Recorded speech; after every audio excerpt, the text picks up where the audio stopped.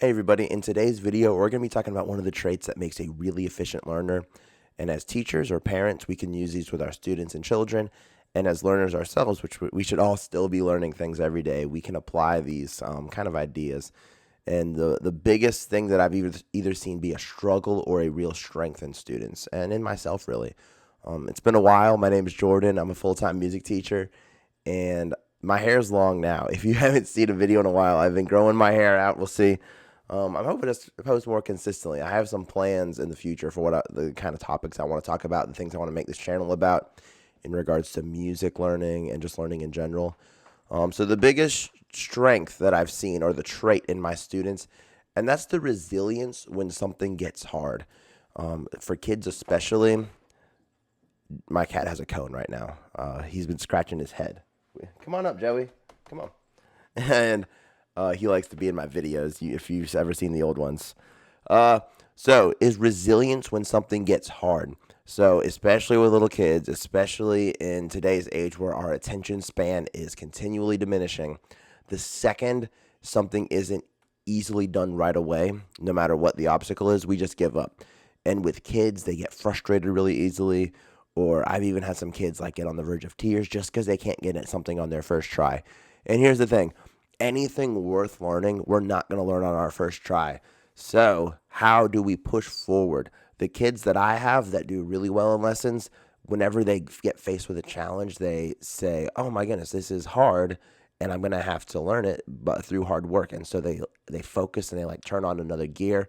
And this trait's pretty rare in kids. And every kid and person in general has different strengths. Like some kids' fingers are really coordinated right away when I'm teaching them, or they can sing really well naturally, or they understand the concepts well. And some kids can do all of that, but everyone has different strengths. So we want to create an atmosphere where these kids have the ability to focus in and they're encouraged to do hard things. So as a teacher or a parent, the things that I've found that make this the best is like constant encouragement.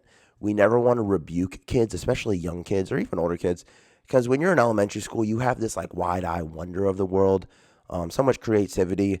And then you sing in choir one day, and the choir teacher's like, "Oh, that's not quite, that doesn't sound very good." And then you never try and sing the same again.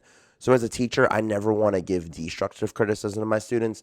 So as long as I can see that they're putting forth their best effort, I'm always extremely encouraging, and I give them praise on what they did well, and then I offer criticism on how they could improve a little bit. So we always want to lead from that perspective, because the second you start to deconstruct a kid or go straight for the negatives, they're just going to shut down and you lost them. Another thing I do is I make it as small of a little piece as possible. So if there's a whole passage of music or a whole idea that they're struggling with, I'm going to say, "All right, let's just take one beat. All I need you to do is play these two fingers in this order with one note in the left hand." And we make it really small. And we do it over and over again. And some kids are going to fight you at first with this, just because a lot of things in life, we just get it right away. And something that's really cool about my circumstance as a private music teacher is I get a chance to teach these kids, okay, this is what it's like. This is how we sit down and learn something. This is how we get in the habit of working hard.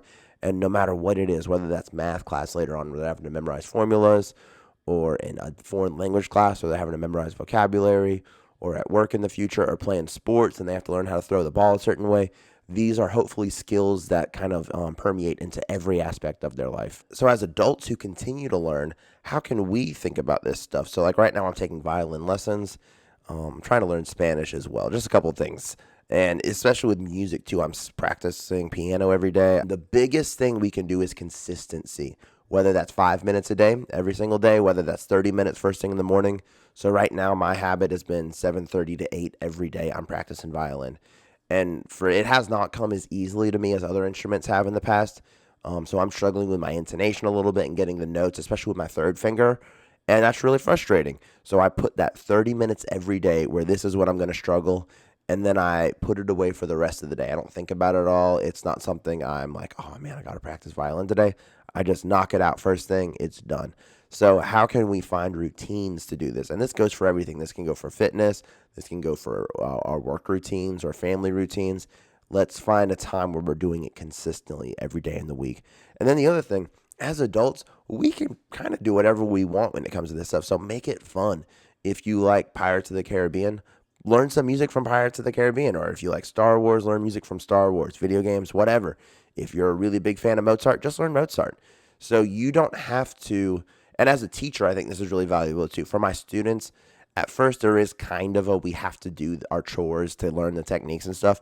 But once kids are at a certain point, I try and make it all about what they want to do to keep their interest. So yeah, as adults, for the most part, like if you don't like the exercise routine or the diet you're doing right now, just change it. You can do whatever you want. Find something that works for your lifestyle. Also, another thing that I found really helps build a community. Find whatever it is that you want to learn. For me, it's music. Find other musicians around you who you can share what you're learning with, and you guys can maybe play for each other and give each other feedback.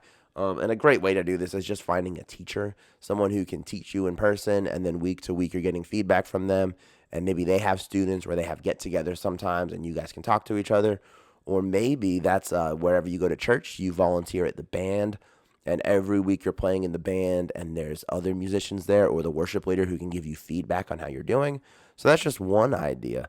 So yeah, all in all, the biggest trait is the ability to push through that resistance. The second something starts getting hard or challenging, don't just throw your hands up and give up. As teachers, we need to be really thoughtful about how we're getting to students, how we're presenting the information to make it fun and engaging. And it is really tiring. So whenever if I have a long day of teaching, like Wednesdays, I go from 12:30 all the way to 7 on Wednesdays, which is exhausting for private lessons. But before I'm going into my work, I just have to like steady my mind and say the things I'm doing is really impactful. These kids might remember me for the rest of their life. How can I help them be the best people they can be? This is a huge responsibility for me. And so I think when you approach things with that sort of reverence, as a teacher, you kind of have to. But in everyday life, wow, I have an opportunity to learn this. I have an opportunity to study this. What a blessing. And I don't know. I'm just getting kind of introspective now. But I hope this video was helpful. I love just sharing my thoughts. This was something that I kind of have been thinking about a lot this week as I've been working with different students. Students learn at different rates. And I just want to share it about. Hopefully some parents and teachers find this video. If you guys do, share some of your comments on the best ways or the best traits that you found in your students, and how they learn and some ways that you approach that. But yeah, I love the idea of teaching and learning. So I might start making more videos like this where we're just talking about developing ourselves and our students. But yeah, thank you so much for watching, and I'll see you guys next time.